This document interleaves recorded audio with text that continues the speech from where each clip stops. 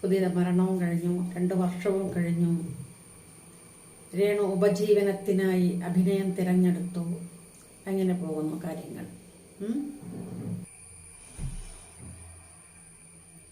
Hi കൂട്ടുകാരെ, എല്ലാവർക്കും സ്വാഗതം എൻ്റെ യൂട്യൂബ് ചാനലിലേക്ക്. അപ്പോൾ ഇന്നിവിടെ പറയാൻ പോകുന്നത് നമ്മുടെ താരത്തെക്കുറിച്ചാണ്. ഉയർന്നു വരുന്ന താരം ആൽബം ചെയ്യുന്നു, ഷോർട്ട് ഫിലിം ചെയ്യുന്നു, പിന്നെ ആഡ് ചെയ്യാൻ പോകുന്നു എന്നൊക്കെയാണ് അറിയാൻ പറ്റിയത്. അപ്പോഴേ ഞാൻ ഇന്നലെ കഴിഞ്ഞ ദിവസം 2 ദിവസം 2 വീഡിയോ ഇട്ടപ്പോൾ ഒരുപാട് പേര് വന്നിട്ട് നല്ല അഭിപ്രായം പറഞ്ഞിട്ടുണ്ട്. വളരെ കുറച്ച് പേര് വന്നിട്ട് എന്നെ കുറച്ച് എടി പോടി എന്നൊക്കെ വിളിച്ചിട്ടുണ്ട്. വീട്ടിലിപ്പോൾ ചേച്ചി അനിയത്തി നമ്മൾ നീ പോടി ഇവിടെ പാടി എന്നൊക്കെ പറയും അല്ലേ. ഞാൻ അത്രയും കണ്ടിട്ടുള്ളൂ. ഞാൻ ഈ വീഡിയോ ചെയ്യുന്ന പോലെ യൂട്യൂബിൽ റിയാക്ഷൻ വീഡിയോ ചെയ്യുന്നവർ ഒരുപാട് പേരുണ്ട്. കൂടുതലും പുരുഷന്മാരാണെന്ന് മാത്രം. അവിടെ പോയിട്ട് എടാ പൊട എന്ന് വിളിക്കുന്നുണ്ടോ അറിയില്ല. പറഞ്ഞു വരുന്നതേ,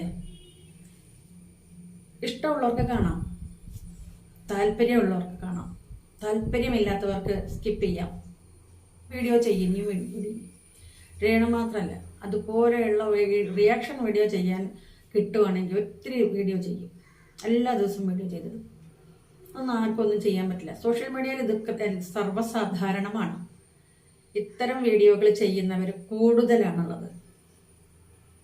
കുക്കിങ്ങും ഡാൻസും പാട്ടും കഴിഞ്ഞാൽ പിന്നെ ഏറ്റവും കൂടുതൽ റിയാക്ഷൻ വീഡിയോ ആണ് ഞാൻ കണ്ടിട്ടുള്ളത്. അപ്പോൾ താല്പര്യമുള്ളവർക്ക് കാണാം, താല്പര്യമില്ലാത്തവർക്ക് കാണണ്ട കേട്ടോ. ഞാൻ അസഭ്യങ്ങളൊന്നും പറഞ്ഞിട്ടില്ല. ഒരു വീഡിയോയിലും ഞാൻ അസഭ്യങ്ങൾ പറഞ്ഞിട്ടില്ല. ഞാൻ അങ്ങനെ പഠിച്ചിട്ടില്ല അസഭ്യങ്ങൾ പറയും. അസഭ്യങ്ങളൊക്കെ പറയുന്ന ഒരുപാട് വീഡിയോ ഉണ്ട്. റിയാക്ഷൻ വീഡിയോയിൽ പലരെയും ചീത്ത വിളിക്കുന്ന വീഡിയോകളൊക്കെ ഞാൻ കണ്ടിട്ടുണ്ട്.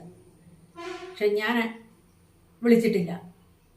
അങ്ങനെയൊക്കെ വിളിക്കുകയാണെങ്കിൽ എന്നെ അതേപോലെ ഡി പൊടി എന്ന് വിളിക്കുന്നതുണ്ട്. കുഴപ്പം ഇല്ല കേട്ടോ.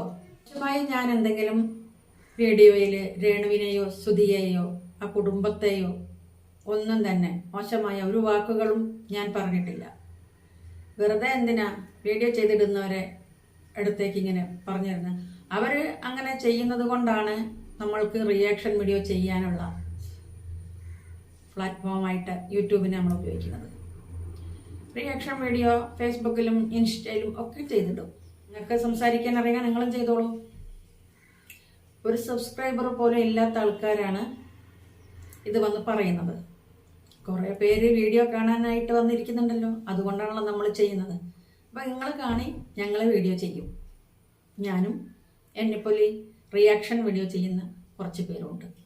സ്ത്രീകളുടെ വീഡിയോൻ്റെ താഴെ മാത്രമാണ് ഇങ്ങനെ നമുക്ക്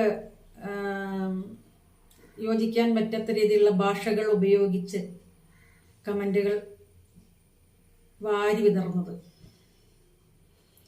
കമൻറ്റുകൾ ഇട്ടാൽ ഞാനതിനെ റിയാക്ട് ചെയ്തിട്ട് തന്നെ കമൻറ്റും ഇടും. എൻ്റെ അടുത്ത് റിയാക്ട് ചെയ്ത് വരുന്ന കമൻറ്റുകൾക്ക് ചോടെ ഞാനും റിയാക്ട് ചെയ്യും. റിയാക്ഷൻ എന്നാണ് ഇതിൻ്റെ പേര് തന്നെ, റിയാക്ഷൻ വീഡിയോ. രേണു അഭിനയിക്കണം, രേണുവിന് അറിയാവുന്നത് അതാണെങ്കിൽ അത് ചെയ്യണം. അല്ല വേറെ വല്ല ജോലിയും അറിയുമെങ്കിൽ അത് ചെയ്യണം. രേണുവിനോട് അഭിനയിക്കേണ്ടെന്നോ പണം ഉണ്ടാക്കേണ്ടെന്നോ ജീവിക്കേണ്ടെന്നൊന്നും ഇവിടെ ആർക്കും പറയാൻ അവകാശമില്ല. ഒരാൾ ഒരു കമൻറ്റ് പറഞ്ഞു, ഇന്ത്യയാണ് കേരളമാണ്. ഞാൻ കരുതിയത് കേരളമല്ല ഇന്ത്യയല്ല എന്ന് വിചാരിച്ചായിരുന്നു. അവരത് പറഞ്ഞു തന്നതിന് കുറച്ച് നന്ദി ഉണ്ട് കേട്ടോ. കൃഷ്ണൻകുട്ടി ചേട്ടാ, ചേട്ടൻ്റെ ഭാര്യയ്ക്ക് വേറെ പണിയൊന്നുമില്ലേ എന്ന് ചോദിച്ചു. ഉണ്ടല്ലോ, എൻ്റെ വീട്ടിലെ പണി ഈ കമൻ്റ് ഇട്ടാളാണോ വന്ന് ചെയ്തു തരുന്നത്? ആണോ? അല്ലല്ലോ. എൻ്റെ വീട്ടിലെ പണിയെല്ലാം കഴിഞ്ഞിട്ടാണ് ഞാൻ വീഡിയോ ചെയ്യുന്നത്. അത് ചോദിക്കാൻ ഈ ചോദിച്ച പുരുഷന് എന്ത് യോഗ്യതയുണ്ട്? എൻ്റെ വീട്ടിലെ ജോലിയും കഴിഞ്ഞ്, എൻ്റെ ജോലിയും കഴിഞ്ഞ് ഫ്രീ ടൈമിൽ ചെയ്യുന്ന ഒരു പരിപാടിയാണ് എൻ്റെ യൂട്യൂബ് ചാനലിലേക്കുള്ള വീഡിയോ റെഡിയാക്കൽ. ഞാൻ തുടർന്നും യൂട്യൂബിൽ വീഡിയോ ചെയ്തിട്ട് പോകും. അതിന് കാണേണ്ടവർക്ക് കാണാം, അല്ലാത്തവർക്ക് സ്കിപ്പ് ചെയ്ത് പോകാം.